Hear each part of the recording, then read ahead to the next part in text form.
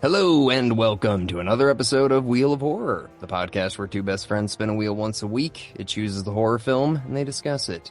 Today we're talking about 1991's Freddy's Dead, The Final Nightmare, which was directed by Rachel Talalay. I'm your co-host Alec. I'm Erik, and with us again is Joe Testa. Joe, welcome back to the show. Thank you so much, guys. Good to be here. Yeah, dude, you're here to round out the original Freddy series with us. You know, you were here last week to do Freddy's nightmares, and now we finally get to see how Freddy dies. It's exciting. Mm-hmm. It's every movie plus the pilot of the show, so that's a lot of Freddy Krueger. And of course, you know, this series is very near and dear to my heart. And this one in particular, it was the first one I saw in theaters. Did you drag your grandpa's ass to this? You did, didn't you? I did indeed. Yeah, because Joe, you must have been like 9, right? Yeah, I was 9. You know, I remember seeing the ads for part 5 in the newspaper a couple of years before. And that was probably around the time I was Freddy for Halloween in elementary school. And yeah, so 1989 is when I started watching all these movies. So by the time this came out, I was ready. You know, I was looking forward to it. And I didn't know until we showed up at the theater that the Climax was in 3D. They were handing out 3D glasses. Yeah, dude. I actually have the DVD box set. I had it until it got scratched up to hell, but it came with the 3D, the red and blue for 3D glasses, but they were Nightmare on Elm Street branded. Yep. I still have my 3D glasses that I got at the theater in 1991. Holy shit, those are probably worth at least $30. Maybe. I would never part with them. Wait, so Joe, they didn't promote that at all? Like in the commercials, like, by the way, it's 3D, like nothing? You know, I just don't remember. It's very possible. Yeah. But you know, my memory was that the 3D was incredible. That's my memory. And I'll tell you this, I couldn't wait for this movie to come out on home video. And I remember when it did, you know, I rented it on tape on VHS, and it wasn't in 3D, and I was furious. I was ready. I had my glasses. I was all set to re-experience that amazing 3D, and the VHS tape and most home video versions of this movie do not have that 3D ending. The box set did, that Erik is talking about, that had it. Yes, and my 3D glasses were white. What color were yours, real quick? Red or black? What were they? They look exactly like the ones in the movie. Oh. And they're like red and white, and they actually say Freddy's dead on the arm. Yeah, I hate to cut you off. A pack of 2 goes for $13 plus $4 shipping. So sorry, Joe. Not that much. It's all good. But I will say my Freddy's Dead Laserdisc that I got when I was a teenager did have the restored 3D ending, but I don't know how you guys feel about it. Like the old school 3D when you're watching it at home, it's just not the same. It has an effect. It has an effect, but like if you're doing the blue and red version, it's just so shitty. With today's like 3D, I probably talked about this on the Friday the 13th part 3 episode. Like the DVD was in 3D, but yeah, the red and blue 3D is just, it's not the same. I never had a proper like 3D Blu-ray player and 3D TV. I heard those are amazing. Yeah.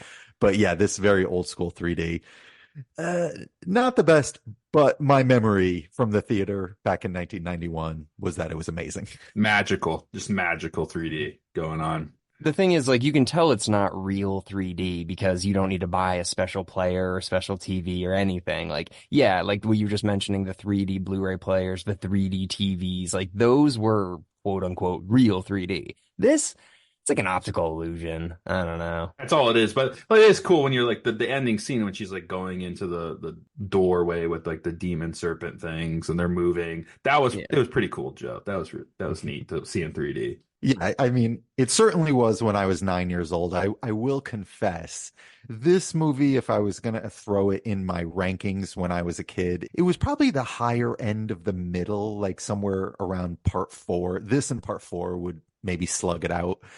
But I will say, after revisiting this one several times in recent years, it has fallen a little short of that, maybe way short of that. Here's my main problem with it, which I'm sure is both of your guys. I'm sure you have issues with it. Freddy is not scary at all. Like his behavior, everything he says, the way he looks, like he is actually a cartoon character, Wizard of Oz character. Like, Because the demographic is 9-year-old Joe Testa. Yeah, I think you're exactly right. Eric, we did talk about like Freddie Mania when I was a kid and how he had become this pop culture icon. I'll say in previous movies, like especially part three, they really hit the nail on the head as far as making him scary and, charismatic and funny at times. I feel like, yes, in this movie, the balance has been lost.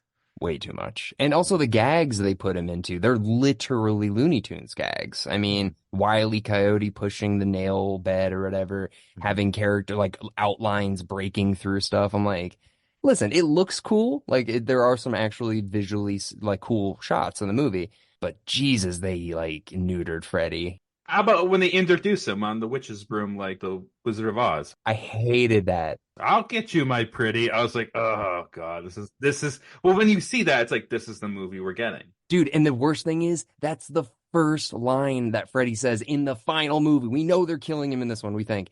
And that's how we introduce him. He's dressed up like the Wicked Witch of the West. Like, oh.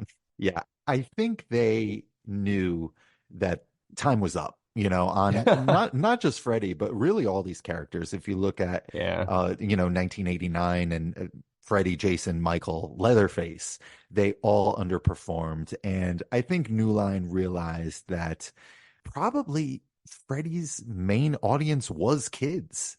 Like Yeah. you could probably point out some moments in this movie that maybe weren't appropriate for a 9-year-old, but I'll tell you one thing. I remember feeling very pandered to as a kid seeing this movie. I don't feel like I was very far off from the target audience when I saw this. I think the video game thing specifically definitely is targeting kids. But Eric, I remember specifically there was a summer. Here we go. What? I don't know. I got a feeling. Here we go. It's a story from our childhood. So this is probably like summer of like 2008 or whatever. It was like freshman year of college summer. I remember I wanted to watch all of these movies, and this is before streaming. You had that DVD box set, and I remember I watched all of the movies, and I remember you being like, I like Freddy. Because he doesn't just like kill people like Jason and Michael Myers, like he like plays with them and has fun with them. Like, dude, he like puts them into like a video game. Like, that's pretty cool. And I remember you specifically liking that. I mean, we were young and like, we weren't as critical. He plays with his food. Yeah. I've always liked that about Freddy. He doesn't just like to kill you. He likes to chase you. He likes kind of like the predator aspect of it. Yeah, yeah. I mean, not like a child predator, like the movie The Predator with the alien thing.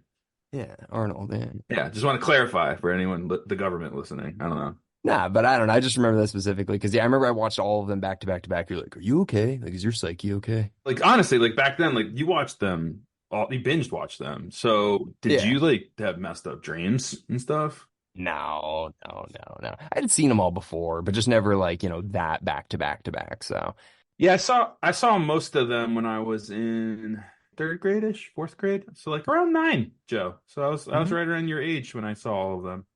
Anyway, Alex, sorry, what were you saying? No, I mean, I guess we can just dive a bit into the film. It's a wild ride. It definitely is like a fever dream of a Freddy movie, which is saying something in this franchise because, the dream sequences always kind of put everything all over the place. But this one, I don't know. It took a lot of left turns.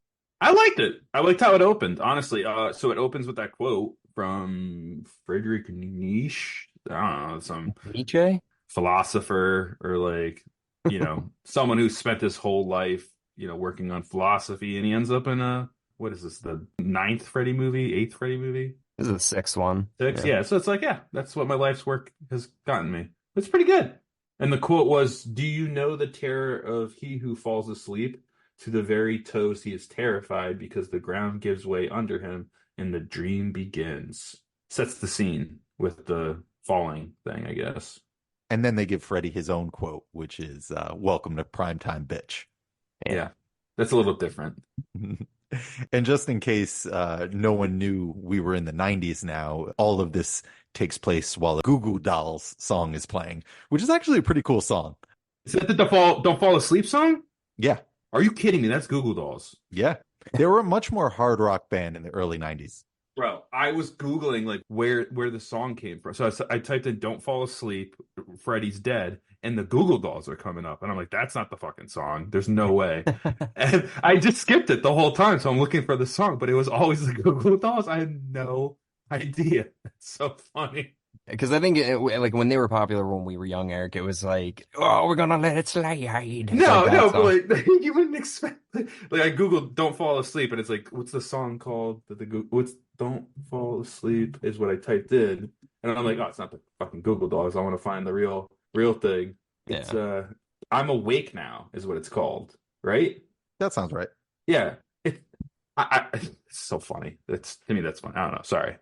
Yeah, yeah. I mean, it has that like Eric kind of reminded me of like the Pet Cemetery music, Pet Cemetery 2 music a little bit, and that came out around the same year, so it definitely had that like offbeat, grungy kind of soundtrack. Don't fall asleep. Yeah, don't fall asleep. And if while we're talking music, I just want to fast forward to the end. Maybe my favorite couple of minutes in this whole movie is during the end credits when they're playing Iggy Pop and they do the highlight reel of the entire series. Oh I yeah, always love that. yeah, that was cool. That song actually I think it won a Razzie actually. Oh no. Did Alice Cooper ever make it into a Freddie movie, Joe? He made it Yes, into this one. yeah, Eric, he's in this. No, I didn't even hear it. No song. He's in it though, Eric. He's Freddie's dad. What? Yeah, technically his foster dad or Oh stepdad, yeah. because his father was one of the inmates of an asylum. Stop it. I forgot about that. But yeah, his foster dad that like beats him, that's Alice Cooper. Yeah. Edward Underwood is the character's I name. didn't even recognize it. I'm sorry. That's my fault. Sorry, Alice, if you're listening. But yeah, the movie, it kind of starts off, yeah, we have that weird dream sequence of just like a guy in an airplane and he's freaking out in the airplane. He doesn't like, know his name or anything. And then he gets sucked out through the bottom and then he wakes up in a dream. But the dream is he's in a house again in another dream falling and Freddie does his little like, I'll get you, my pretty, and your little soul too. And it's like, Wizard of Oz falling down to Kansas in the house. Yeah, and you know how those coked out producers were, right? They were definitely like, all right, so how do you open the second one? It was like a bus. It was a cool scene. Like everyone loves that bus scene. It's like, what do we do? Let's do a plane. Let's get him in a plane and have him like do the nightmare in a plane, fall asleep on a plane. That's what I picture. Well, actually, you know what? I'm not on the producers, but on the writer and the director of this. So I guess, like, Joe, you might have some insight into this. So the director was Rachel Talalay. And I guess she was like a producer on a couple of the the Nightmare movies before this. But this was her first directing feature, anything. Mm-hmm. And it was also the writer's first feature ever, too. And I'm kind of like, maybe I could see that for like the third or fourth one. Like, they want to maybe try some new directions, stuff like that. But for the final one, I'm kind of surprised they gave it to a first timer for both the screenplay and the directing. Yeah, it is kind of surprising. I think Rachel Talalay, I think is how you say it. She just kind of paid her dues. I think she had been around the series in small roles as like I don't know if it was like a production assistant and then co-producer, line producer. She kind of paid her dues, and I guess it's pretty cool that they gave her this opportunity. I've only ever seen one other movie she did, which was a 90s horror movie nobody remembers called Ghost in the Machine. And I don't remember I remember liking Freddy's Dead a whole lot more, I'll say that. But the writer, Michael DeLuca, he actually wrote a pretty underrated John Carpenter movie called In the Mouth of Madness. I actually wouldn't mind covering that movie one day. I'll just throw that out there. Yeah. And he's still around. I see his name pop up now and then. But yeah, it feels kind of like a victory lap. I guess these were loyal New Line people, and they gave him a break. What's really interesting, and I don't want to derail the conversation too much, is that this almost was a Peter Jackson movie. He wasn't gonna do this movie, but he had an idea for a Nightmare 6, and that's kind of a interesting what if. Yeah, I did hear about that too. I watched this like Joe Blow horror video on it. It was pretty interesting. But yeah, he did Dead Alive or something like that right around this time. So he did get to make some creepy movies.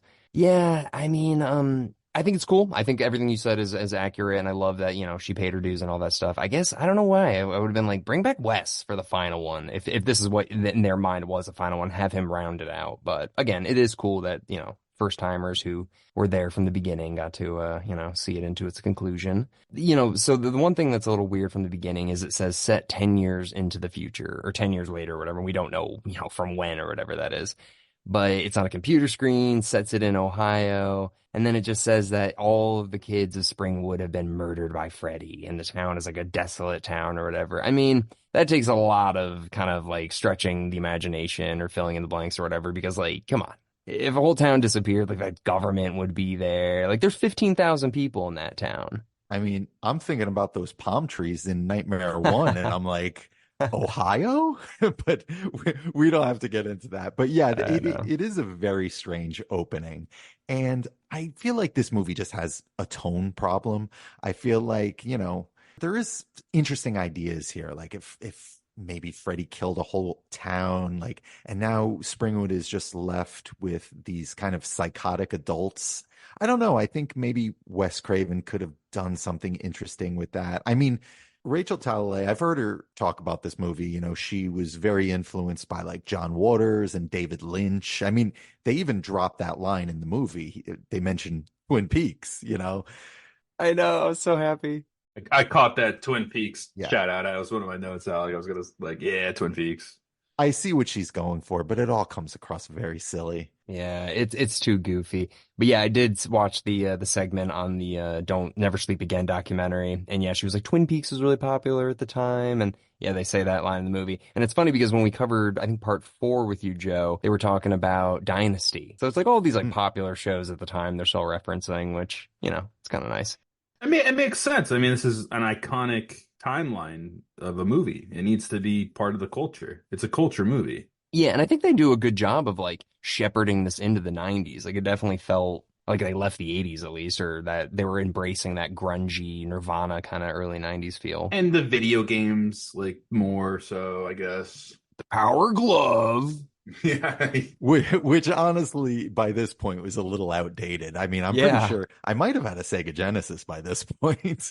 Yeah, 91. Yeah, Super Nintendo was out. Yeah, so a couple other weird moments in the film. We get the carnival scene. Which, well, you know what? I'm sorry. I'm jumping ahead. It starts off basically, with we just talked about the airplane crash and all that stuff. But Freddie tells this random guy, John Doe, he's like, you need to get back out there and like, bring them to me. So he's like fishing with John Doe to inspire the teens of, I guess it is Springwood. So who are these teens then? Because he killed them all. So the mission here, I mean, what's revealed here, which is interesting, is that Freddie can't leave Springwood.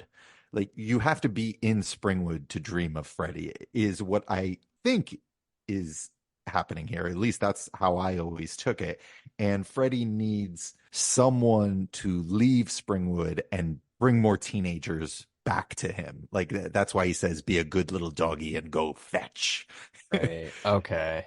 That's a plot point. That's like, okay. It's strange. I mean, so Nancy and all the others, all they had to do was leave town and they would have survived Freddie. They never would have dreamed of him. Well, it's weird because the sign that when he gets dropped off or whatever and he's walking in, it says like welcome to Springwood, like a great place to live or whatever. It's not like now leaving Springwood. So it's a little weird. Like it seems like he's going into town, but yeah, you're right. Because later in the movie, he's like, you can't go out there. It's not Springwood. And he's like, every town has an Elm Street. It's like, oh God.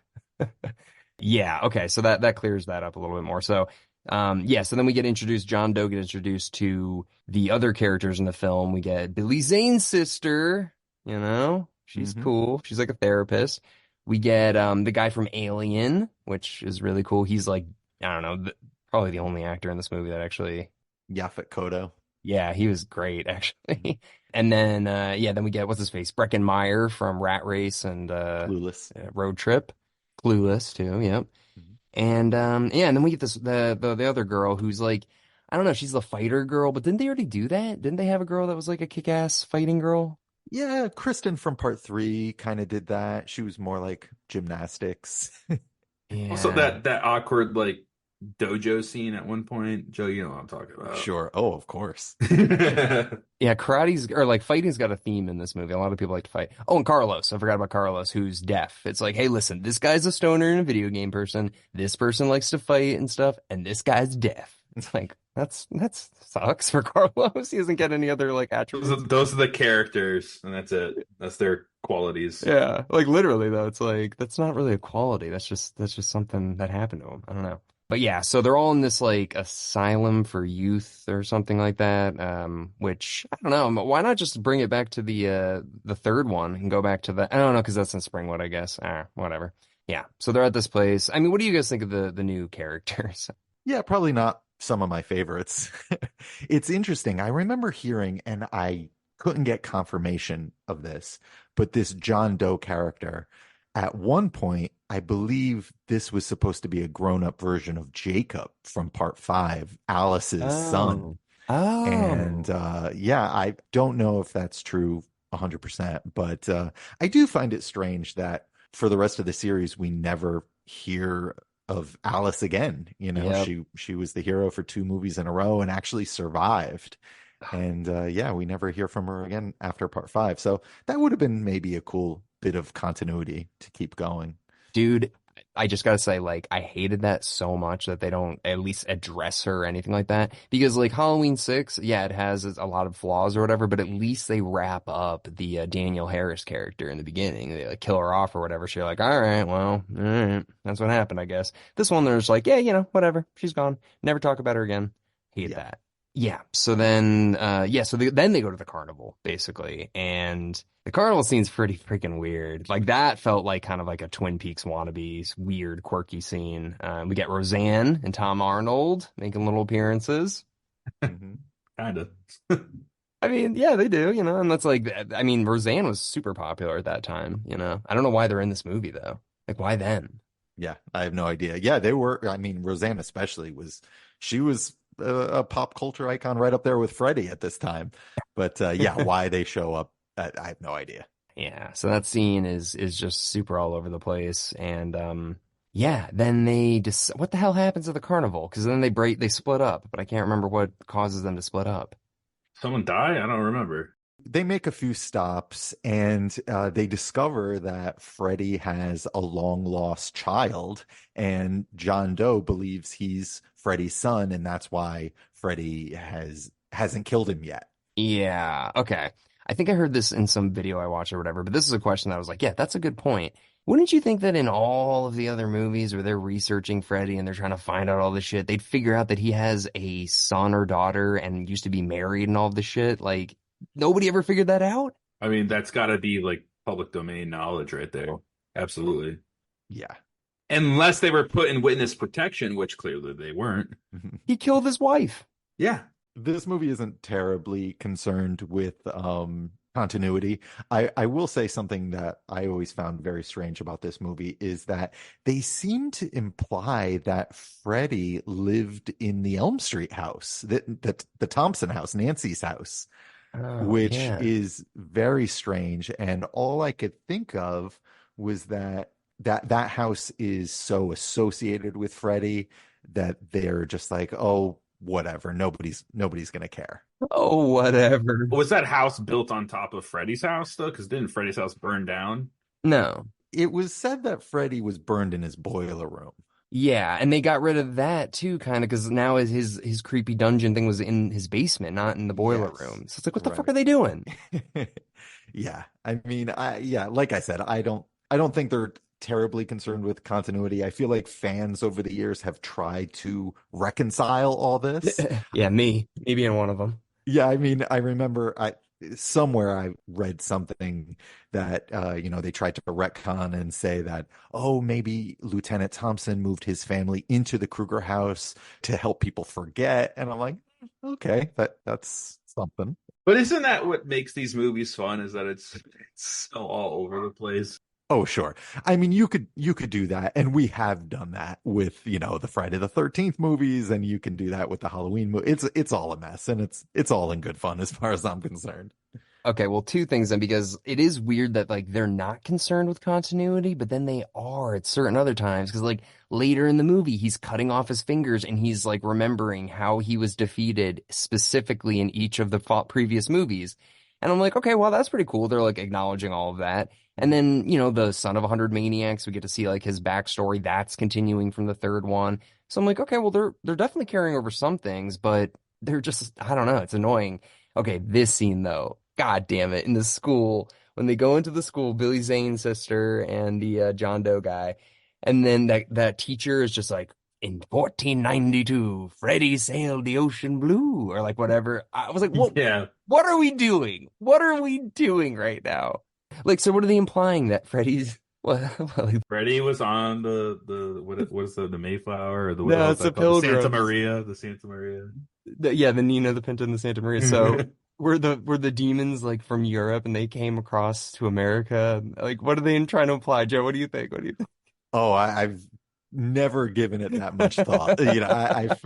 I feel like throughout this part of the movie, Rachel Talalay is just sprinkling in these kind of quirky, eccentric types because that's what she likes in John Waters movies. But God. your theory is interesting. Oh fuck! I don't know. I thought that was so funny. And then like they show like Hiroshima is like on there too. It's like, what are we talking about? So Freddy's like involved in nuclear, like I don't know. Anyways, I mean, if you watch this movie, it's a blur. It really is. Like the plot is crazy. It's all over the place. It's not linear at all. yeah, I think like once we figure out that John Doe is not Freddy's son, Then it becomes better. Yeah, but yeah, then it like gets on track a little bit because like yeah, the Breckin Myers and like all that stuff is just a distraction, kind of. I mean, they don't matter. What do you guys think of the kills with Carlos and Breckenmeyer? Okay, the Carlos one, really good. Like Mhm. really good. is it the ear one? Yeah. Yeah, that Q-tip scene, literally, that is my nightmare. I still to this day, I heard in kindergarten a teacher telling us like, make sure when you do your Q-tip, you don't put the cotton like all the way in the ear, and don't be by a door because if someone opens the door, the Q-tip's gonna go in and stab your brain. I heard that in kindergarten, and to this day, I like go to the other side of the bathroom to clean my ears. So that scene is horrifying to me, especially when the ear, whatever, the hearing aid turns into like a kind of like an alien thing. Ugh, freaked me out. Really good kill though. Yeah, that one's great.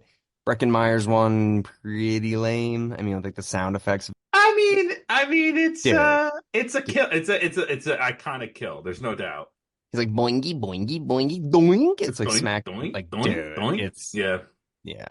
Can we talk about that for one more second? I love the Inagata Devita music that kicks off when they do that, but also the Johnny Depp cameo. Oh Mhm. yeah.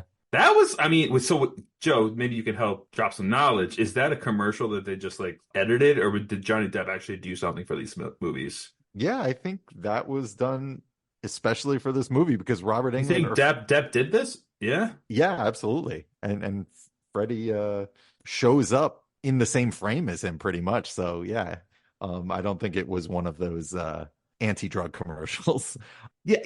So yeah, obviously Johnny Depp probably at the time too. Everyone knew probably, but has Johnny Depp done anything else with any of these series? I'm trying to think if he has. No, but it's funny. I think I might have mentioned this in our New Nightmare episode. Wes wanted to get him for a cameo in that movie and was just like too shy to ask.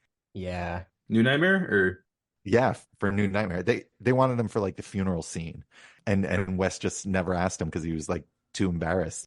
because he was too much of a megastar at that time, or Yeah, I guess so. Yeah. And wow. that did end up getting back to Johnny Depp. And Johnny Depp, I think, told Wes he definitely would have done it. I bet he would. I feel like I'm like Team Depp all the way lately, and I feel like he knows his roots, and I Yeah. think he is a mega star. He still is, and I'm so excited for his next project, whatever that is, because it's going to be insane. And if he was going to do this movie, why wouldn't he do New Nightmare? Oh yeah, absolutely. Yeah, so Wes should have definitely asked him. Absolutely. Yeah. Well, really quick, back to that video game scene too. Last thing about it. Like, listen, I've smoked a lot of pot in my day. You do not hallucinate like that. Like the way that Spencer is seeing all of this crazy stuff. Like, I mean, maybe it's Freddy. I don't know, but it was a little, I don't know if this is like what they're trying to show that this is what weed is like. I don't know. Well, back in the '90s, probably. Yeah, that was part of it. I don't know. And the fact that they essentially show one of those this is your brain on drugs commercials in this movie, it kind of shows that they are concerned about their young audience. Dude, and they have a Dare poster in Billy Oh, Zane's yeah. sister's Yeah. office. You know what? Oh, I'll stop you for 1 second. During this time, like Truth was coming out, Dare was coming out, the government was putting in a lot of money. So I wouldn't be surprised if the government cut them a check to do this. And maybe that's why they got Johnny Depp, and he was like, "You know, this for $50,000, sure. 16 seconds on camera, okay. One take, that's it." I actually read an old interview with the special effects guy, John Carl Buechler, who we know as the director of Friday the 13th 7. Woo! And yeah, he's done special effects for, 100 movies. But he mentioned in an interview that he was told as little blood as possible. So, there was, and it could have been concerns about rating, but I wouldn't be surprised if they realized that me and my friends were watching these movies. Yeah. It's evident. It really is. That's like WWE, like with the blading, where like wrestlers back in the day, they would always cut their head open and bleed everywhere. And now, and today it's just starting to come back once in a while. But back in the day, like back 10 years ago, blading, like no blood. If there's blood on TV, like you were cutting the commercial. Even Freddie himself, the makeup is so much less gruesome. Like if you looked at Freddie in this movie side by side with how he looked in most of the other movies, there is just something very kind of clownish. I think Alec nailed it right. They made him more of a Looney Tune character than a horror icon villain. Totally. I guess we'll get to the final part of the movie, the Freddy's dead. I mean, this is it. This is how they thought was going to end the series. This is how we're going to kill Freddy. And I thought it was lame as shit.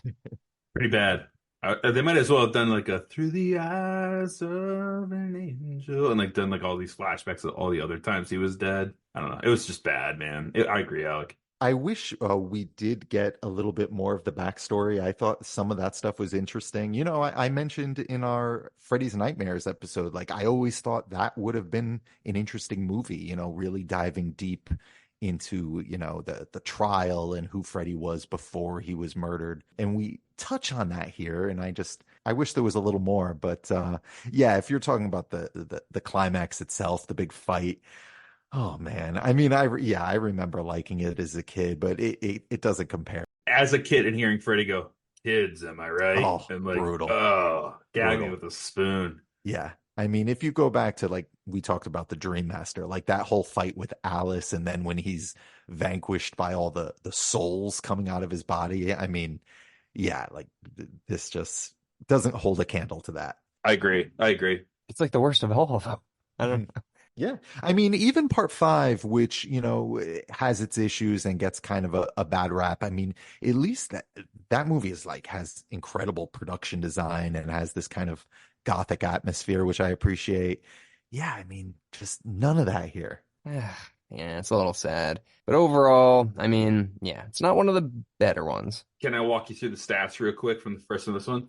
Real quick. So the first one came out November 9th, 1984. Its runtime was an hour 31, perfect time. Budget, $1 million. Its box office was $60 million almost. Rotten Critics score was 95. Its Rotten Audience is 84. The first Nightmare on Elm Street is very loved. This one, Freddy's Dead, The Final Nightmare. Way too much going on in that title. September 13th, 1991. An hour 29. Also a good time for this kind of movie. Budget was $11 million, which is literally 10 times the budget of the first one. Only made $35 million, which is still a good takeaway. 23 Rotten Tomato critic score, 32 audience score, including Joe giving it that 32 when he was 9 years old. Well, very, very interesting. And Joe, thank you so much for jumping on with us today and wrapping up this series, like the original series. So thank you very much, man. Oh, thanks for having me. I always enjoy a visit to Elm Street. You know that. Hell yeah. Well, we don't have a wheel to spin because next week is our final episode for this wheel. It is going to be the best sequels in horror. So get ready for that. where Eric and I will be choosing 10 of our favorite horror sequels of all time and deciding what is the best horror sequel ever. So tune in next week and find out what Eric and I debate and decide. Woo!